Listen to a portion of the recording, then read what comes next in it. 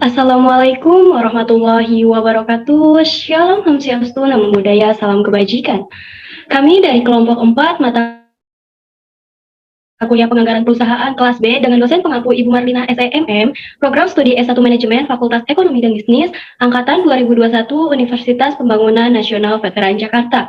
Pada kesempatan ini kami akan memaparkan hasil diskusi kami dari makalah dalam bentuk presentasi PowerPoint tentang anggaran penjualan. Sebelum kami memulai memaparkan dari masing-masing, saya dari perwakilan kelompok ingin memperkenalkan rekan anggota kelompok 4. Yang pertama ada Nurmawati dengan NIM 21101111013. Lalu yang kedua ada saya sendiri, Triana Wulandari Ningsi dengan NIM 21101111026. Baik, untuk mempersingkat waktu, langsung saja saya akan memaparkan tentang anggaran penjualan. Next.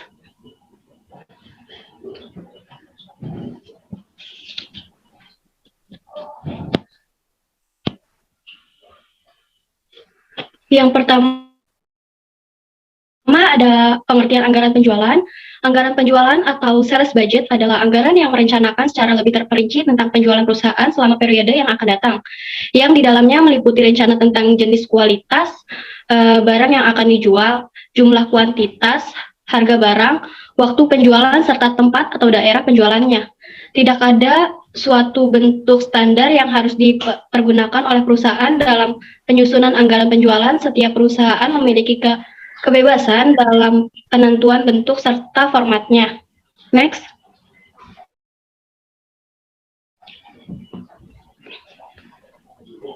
Selanjutnya ada tujuan anggaran penjualan. Rencana anggaran penjualan dapat digunakan untuk membangun bagian dari anggaran lainnya.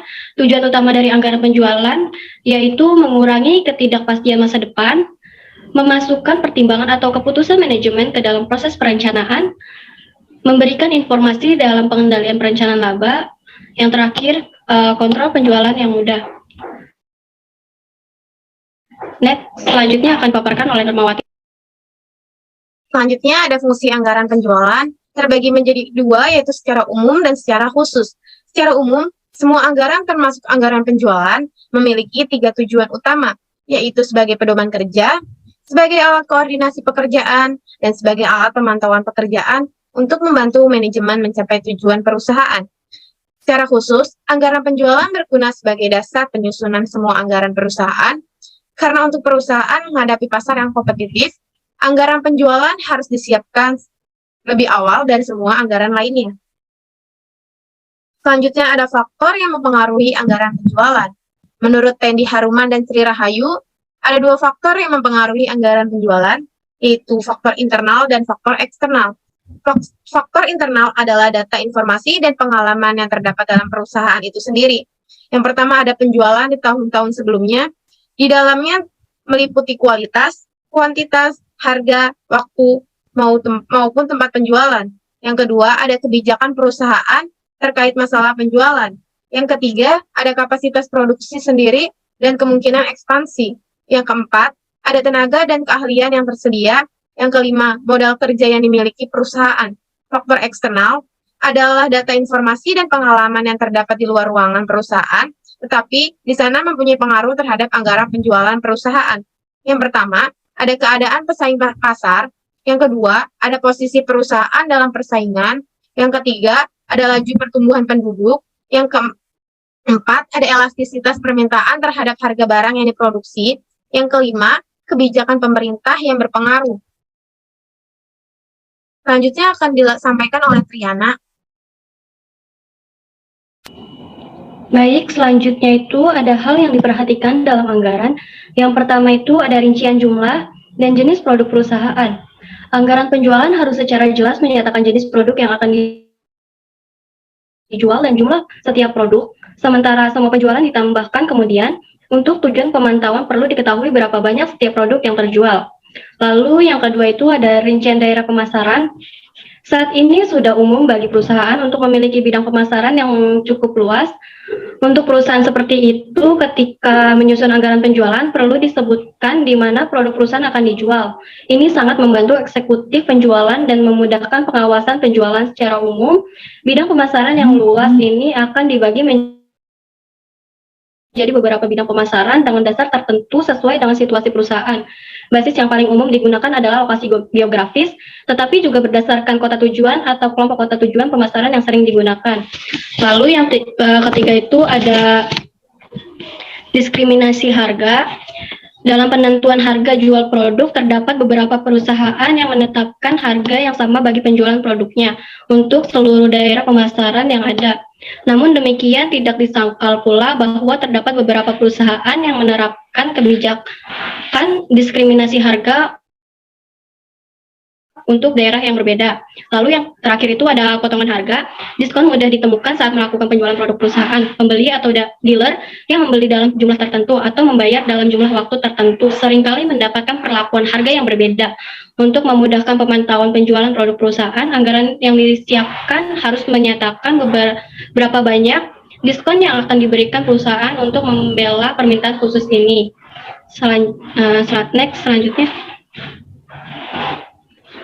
Selanjutnya ada konsep anggaran penjualan. Komponen-komponen produk dalam penyusunan anggaran penjualan yaitu yang pertama ada dasar-dasar penyusunan anggaran yang terbagi menjadi menyusun tujuan perusahaan, menyusun strategi perusahaan, menyusun forecast penjualan. Lalu yang kedua ada menyusun anggaran penjualan terbagi menjadi dua, yaitu ada anggaran promosi dan advertensi, lalu yang kedua ada anggaran biaya penjualan. Selanjutnya akan dipaparkan oleh Nurmawati. Saya persilahkan. Baik, selanjutnya ada tahap penyusunan anggaran. Yang pertama itu menentukan urutan anggaran dasar. Di dalamnya terdapat identifikasi variabel relevan yang mempengaruhi penjualan, identifikasi tujuan umum dan khusus yang diinginkan, menentukan strategi pemasaran yang akan digunakan. Yang kedua, ada mengembangkan rencana penjualan dengan analisis ekonomi menggunakan aspek makro seperti mata uang, populasi, kebijakan pemerintah di bidang ekonomi. Yang ketiga, melakukan analisis industri.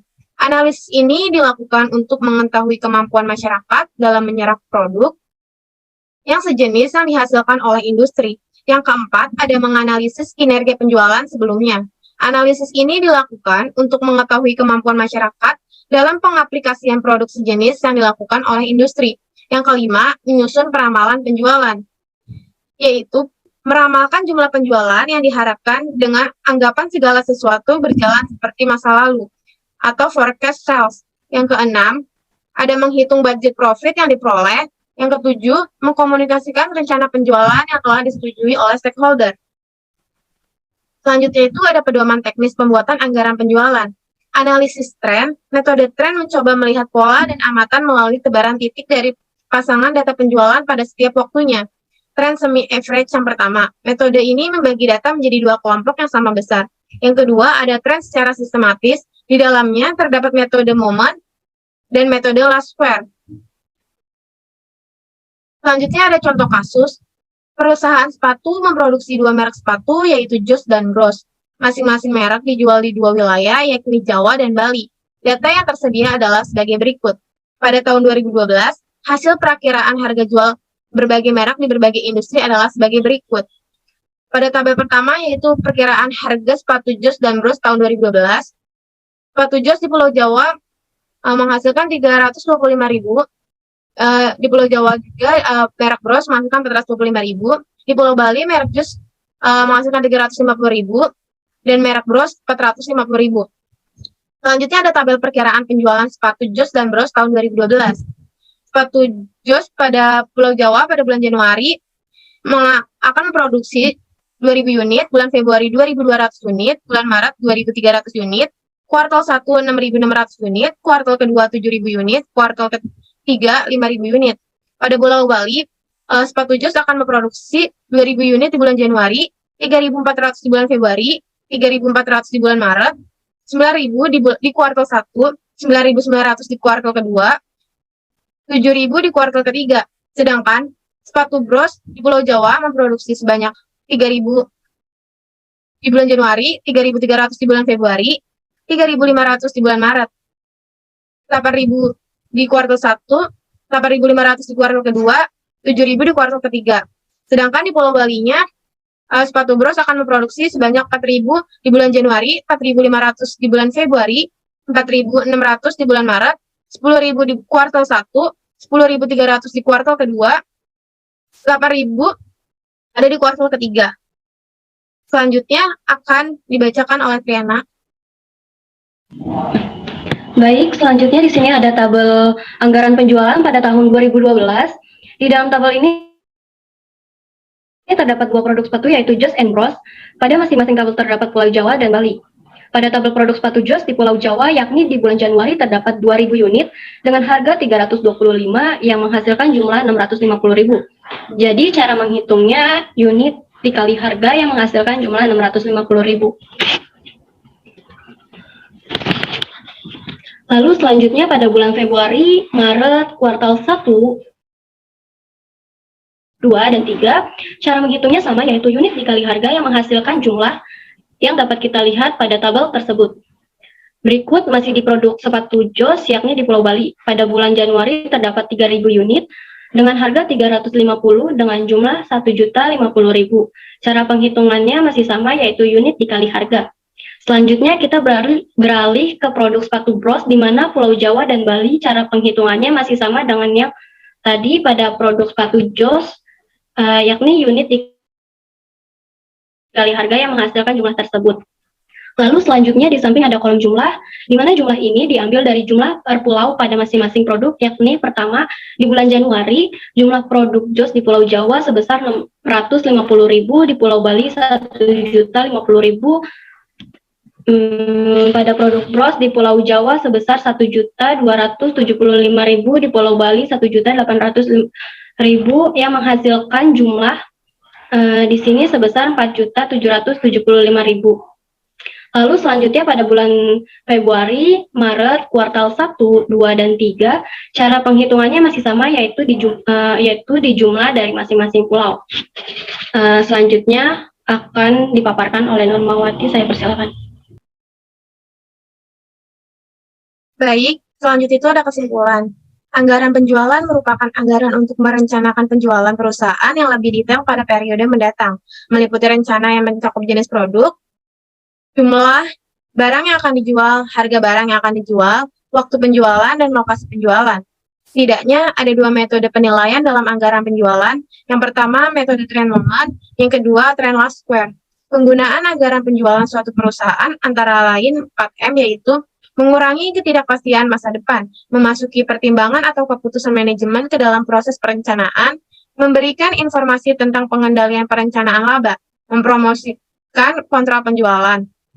Secara umum, dalam menjalankan kegiatan operasionalnya, suatu perusahaan akan menghadapi dua masalah utama, yaitu memiliki hubungan timbal balik yang sangat erat, yaitu masalah yang berkaitan dengan penjualan dan masalah yang berkaitan dengan produksi.